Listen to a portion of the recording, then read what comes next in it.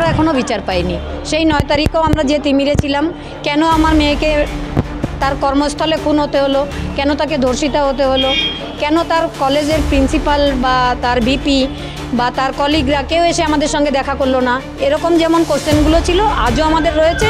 যে তৃণমূলের অনেক লোক আমাদের সঙ্গে যোগাযোগ রাখে এবং আমাদের খোঁজখবরও রাখেন, আমরা কিভাবে চলছে না চলছে সেটা ওনারা খোঁজখবর রাখেন। গত বছর যেমন সবাই আমার মেয়েকে নিজের ঘরের মেয়ে মনে করে আন্দোলনে নেমেছিলেন, রাজনৈতিক পতাকা ছাড়া সমস্ত জাতি ধর্ম বর্ণ নির্বিশেষে সবাই যেন আমাদের আন্দোলনে সহযোগিতা করে।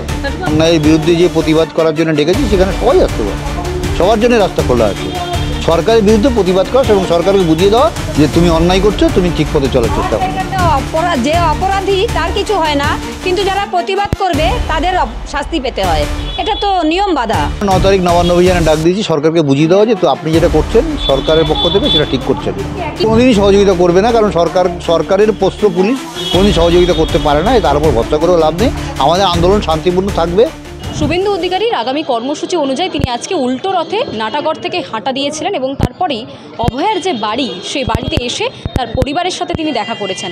এবং 9ই আগস্ট গত বছর যে মর্মান্তিক নৃশংস ঘটনা আরজি করে আমরা দেখেছিলাম, তার প্রতিবাদে তিনি নবান্ন অভিযানের ডাক দিয়েছিলেন। কিন্তু সেই নবান্ন অভিযানে অভয়ার বাবা মা কি উপস্থিত থাকবেন, তার জন্যই আজকের বৈঠকটি নবান্নের পরিবারের থেকে অভয়ার পরিবার থেকে তার বাবা বেরিয়ে এসে জানিয়েছেন যে তারা রাজনৈতিক কোনো রং ছেড়েই এই যে নবান্ন অভিযান কিংবা 14 তারিখ যে রাত দখল গত বছর আমরা দেখেছিলাম সেখানে তারা উপস্থিত থাকবেন। এই মুহূর্তে আমাদের সাথে রয়েছেন অভয়ার মা রয়েছেন। প্রথমত তো কাকুরা, যে প্রশ্নের দিকে আমি যাচ্ছি, 9 তারিখের যে নৃশংস ঘটনা আমরা গত বছর দেখেছিলাম তার জন্য কি পথে থাকবেন? অবশ্যই থাকবো, কারণ আমরা এখনও বিচার পাইনি। সেই 9 তারিখেও আমরা যে তিমিরে ছিলাম, কেন আমার মেয়েকে তার কর্মস্থলে খুন হতে হলো, কেন তাকে ধর্ষিতা হতে হলো, কেন তার কলেজের প্রিন্সিপাল বা তার ভিপি বা তার কলিগরা কেউ এসে আমাদের সঙ্গে দেখা করলো না, এরকম যেমন কোশ্চেনগুলো ছিল আজও আমাদের রয়েছে। এবং এক সঞ্জয় রায় ছাড়া কেউ এখনও গ্রেপ্তার হয়নি গত 1 বছরে। তাই আন্দোলন আমাদের থাকতেই হবে। সেই আন্দোলনকে বৃহত্তর করে নিয়ে যাওয়ার জন্য সমস্ত পৃথিবীর সমস্ত বিশ্বের শুভবুদ্ধি সমস্ত মানুষকে আমরা আহ্বান জানাবো 9ই আগস্ট রাস্তায় থাকার জন্য এবং 14 তারিখ রাত দখলের আন্দোলনেও জন্য।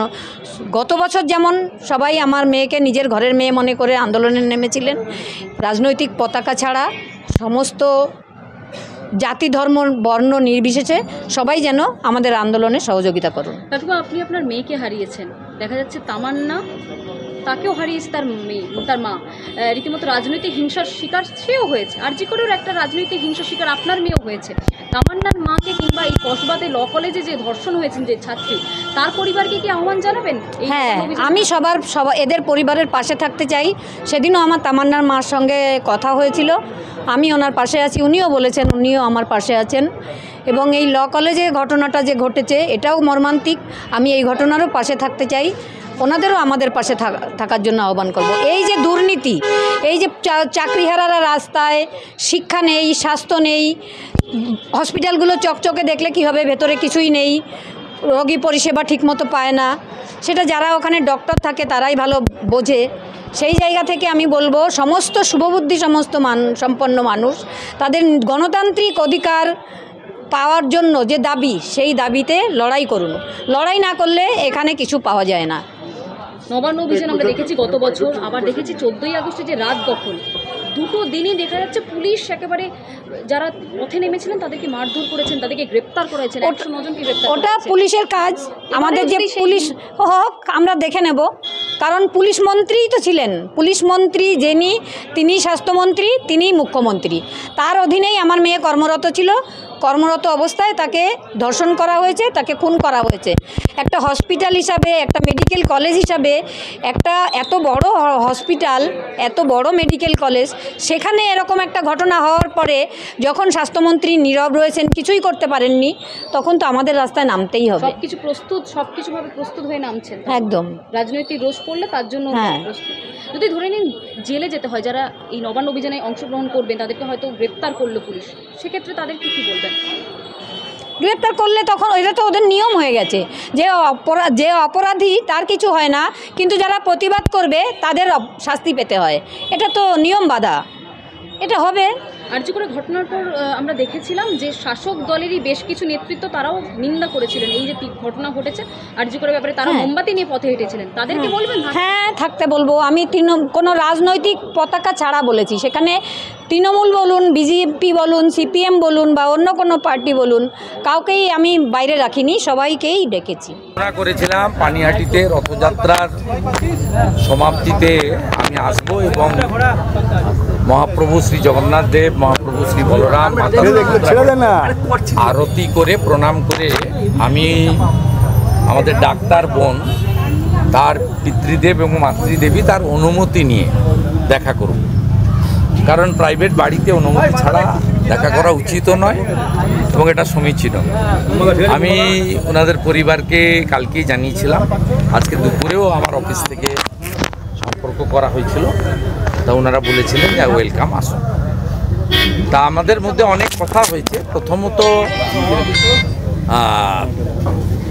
ওনারা যে আইনি লড়াইটা শিয়ালদা কোর্টে বা কলকাতা হাইকোর্টে লড়ছেন, পশ্চিমবাংলার একজন সচেতন নাগরিক হিসেবে রাজনৈতিক পরিচয়ের ঊর্ধ্বে উঠে বা আমি কোন পদে আছি তার ঊর্ধ্বে উঠে, এটাতে পশ্চিমবাংলার লক্ষ লক্ষ কোটি কোটি সচেতন নাগরিকদের মতো আমারও পূর্ণ সমর্থন আছে এবং আমি বিশ্বাস করি বেলেঘাটাতে আজকে যেভাবে যে হত্যা হয়েছিল, নিষ্ঠুর হত্যা, সেই হত্যায় যেভাবে তদন্তকারী সংস্থা সাপ্লিমেন্টারি চার্জশিট দিতে বাধ্য হয়েছে, ঠিক একইভাবে ডাক্তার বোনের ক্ষেত্রেও আজকে শিয়ালদা কোর্ট এবং কলকাতা হাইকোর্ট তাদের যে লিগ্যাল ব্যাটেল চলছে তারও ফলাফল নিশ্চিতভাবে আমাদের যে দাবি বা বাস্তবসম্মত আমাদের যে আশা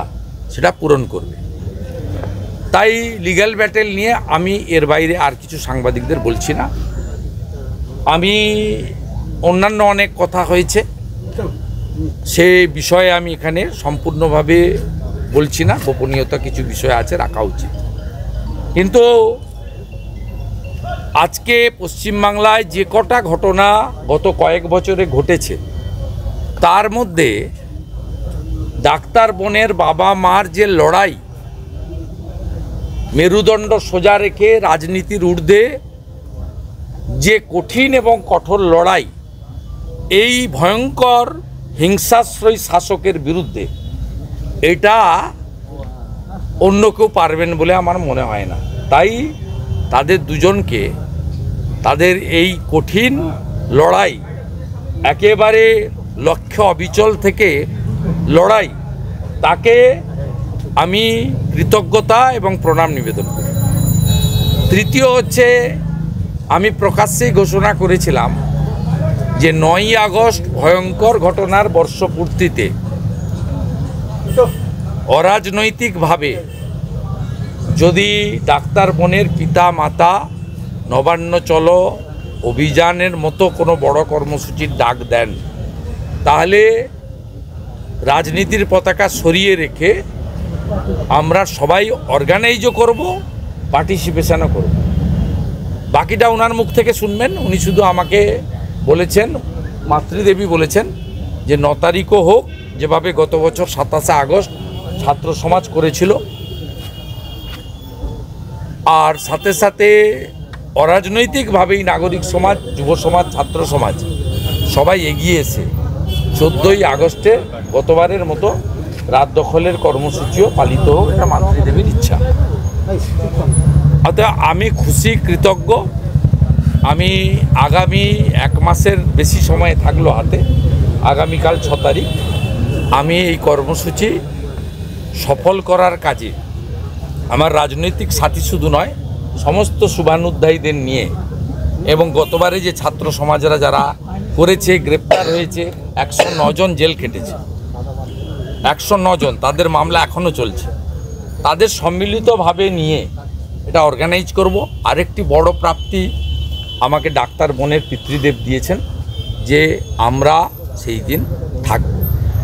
বাকি কখন থাকবেন, কিভাবে থাকবেন, সেটা আমরা যারা অর্গানাইজার থাকবো আমাদের সঙ্গে আলোচনা করে পারস্পরিক ঠিক করব। সময় আছেন, সেটা ওনারাই কর্মসূচির একদিন, দুদিন, 3 দিন আগে প্রপারলি আপনাদের জানিয়ে দেবে। আমার কথা হয়ে গেছে। বিরোধী দলনেতা হিসাবে কি আপনি অন্য দলগুলোর কাছে, বিরোধী দলনেতা হিসাবে অন্য দলগুলোর কাছে কি আহ্বান করবেন? বা এটা তো দেখুন, আমি যে দল করি, আমাদের দলের আরজি করের ঘটনার পরে স্ট্যান্ড খুব ক্লিয়ার।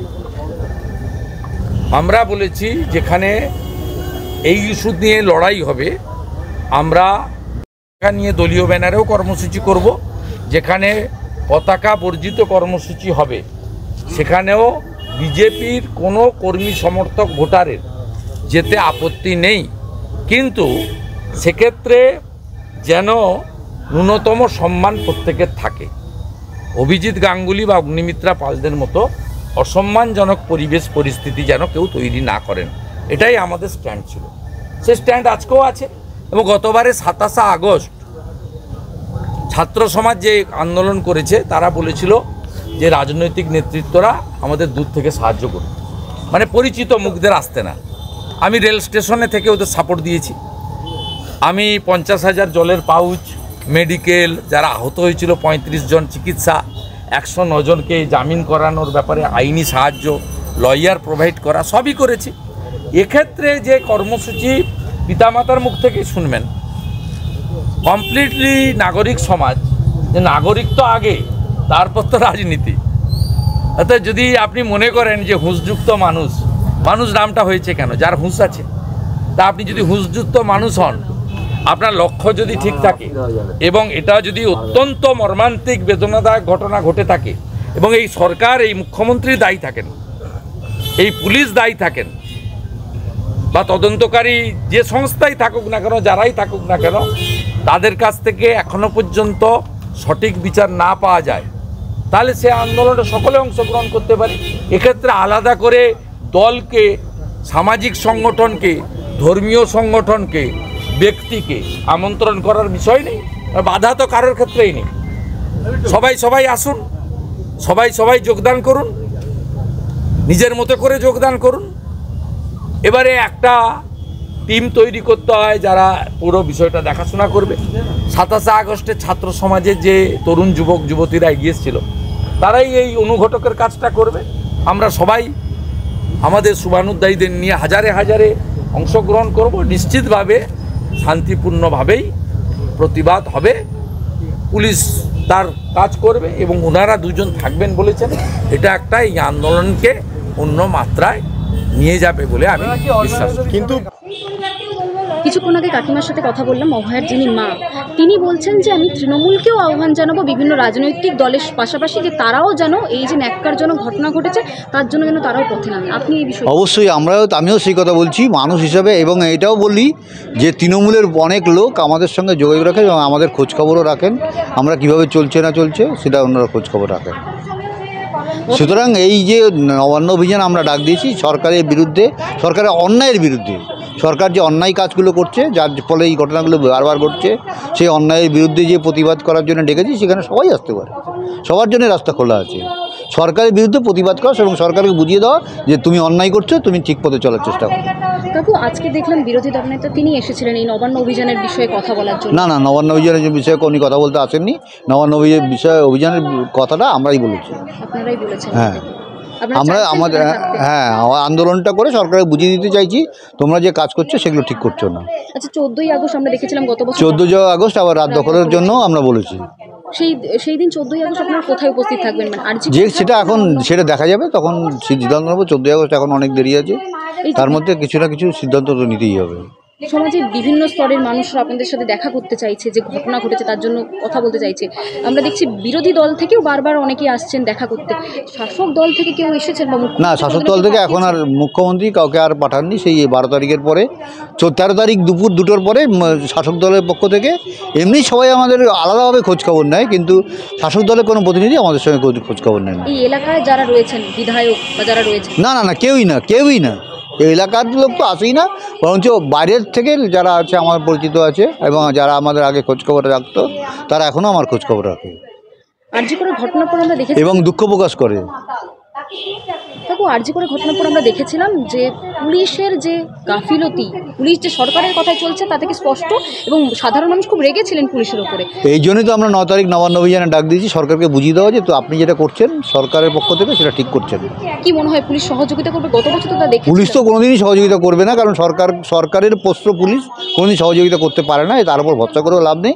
আমাদের আন্দোলন শান্তিপূর্ণ থাকবে এবং পুলিশকে সেটাই আমি বলবো, শান্তিপূর্ণ আন্দোলনে যদি তাদের যদি বল প্রয়োগ করার ইচ্ছা হয় করবে। যদি আটক করা হয় আপনাদের, তার জন্য কি প্রস্তুতি আছে? হ্যাঁ, অবশ্যই প্রস্তুতি। গত বছর 9ই আগস্ট আরজি করে যে নির্মম ঘটনা ঘটেছিল, যার শিকার হতে হয়েছিল অভয়াকে, তার মা জানাচ্ছেন বিরোধী দলনেতা শুভেন্দু অধিকারী তিনি যে নবান্ন চলোর ডাক দিয়েছেন, সেই নবান্ন চলোতে কিংবা 14ই আগস্ট রাত দখলের যে আন্দোলন, সেই আন্দোলনে তারা যেমন পথে নামবেন তেমনই তিনি আহ্বান জানিয়েছেন বিভিন্ন সংগঠন, বিভিন্ন রাজনৈতিক সংগঠন, তার মধ্যে তৃণমূলকেও তিনি আহ্বান জানিয়েছেন। কারণ যে ন্যাক্কারজনক ঘটনা আমরা গত বছর দেখেছি আরজি করে, তার জন্য তিনি মনে করেন যে সকলকেই একসাথে এই সরকারের দুর্নীতি, এই সরকারের যে নির্মম অত্যাচার, তার বিরুদ্ধে পথে নামতে হবে। ক্যামেরায় তানসিকের সাথে রিয়া, বাংলা হান্ট, পানিহাটি। আরো ভালো ভালো খবর দেখতে সাবস্ক্রাইব করুন বাংলা হান্টের ইউটিউব চ্যানেল। বাংলা হান্টের আরো খবর দেখতে নজর রাখুন। বাংলা খবর মানেই বাংলা হান্ট।